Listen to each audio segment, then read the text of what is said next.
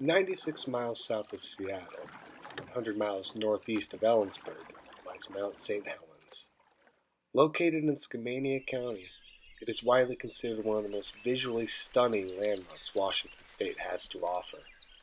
Surrounded by acres of forests, river valleys, and waterfalls, the ecosystem surrounding the stratovolcano supports a wide variety of wildlife, among them being elk, beaver, birds, and a myriad of small woodland creatures.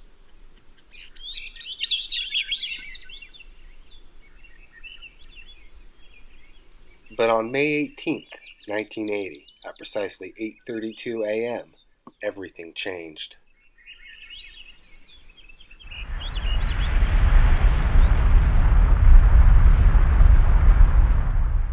A volcanic blast sending a cubic kilometer of matter 27 kilometers into the sky in an avalanche equivalent to 1 million Olympic swimming pools.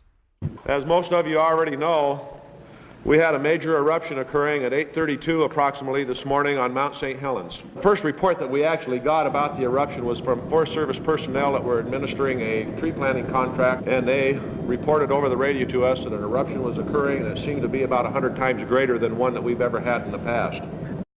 An explosion of this size is seen approximately once every decade. The resulting ash column could be seen from space, and the sheer amount of energy involved generated lightning, which caused multiple forest fires in the surrounding areas.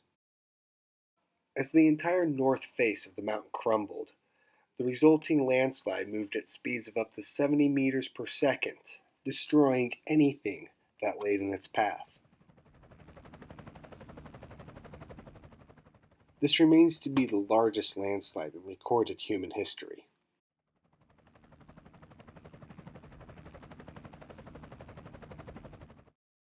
Just off the northeast side of Mount St. Helens was Spirit Lake. One of the most beautiful lakes in Washington, it was a popular tourist attraction in its own right. But the eruption of Mount St. Helens turned this into a lake of debris and fallen logs. Nearly all aquatic life was killed in the explosion, turning the once majestic Spirit Lake into a nearly lifeless pond. In all, 57 people lost their lives in the eruption. The area's abundant wildlife was also devastated. Some 7,000 big game animals and 12 million juvenile salmon were lost. No trees from a dense forest were left standing within 6 miles of the summit. And of course, the resulting property damage was also immense. More than 200 houses and cabins were destroyed, many more severely damaged, leaving many people homeless. The massive blast prompted equally large cleanup efforts, working on the roads and making them usable again.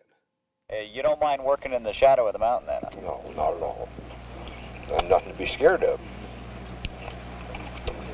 More danger from one of them trees falling on the backside than there is mountain of exploding.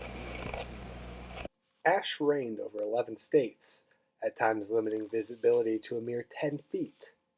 It is estimated that over 900,000 tons of ash were removed from highways and airports in Washington state alone. In Yakima, ash removal cost $2.2 million and took 10 weeks to complete. When all was said and done, the cost of the damage approached $1.1 billion, equivalent to $2.74 billion in today's economy. St. Helens produced an additional 5 explosive eruptions between May and October of 1980. Through early 1990, at least 21 periods of eruptive activity had occurred. The volcano remains active, with smaller, dome-building eruptions continuing into 2008. As then U.S. President Jimmy Carter put it, the surrounding area looked more desolate than a moonscape.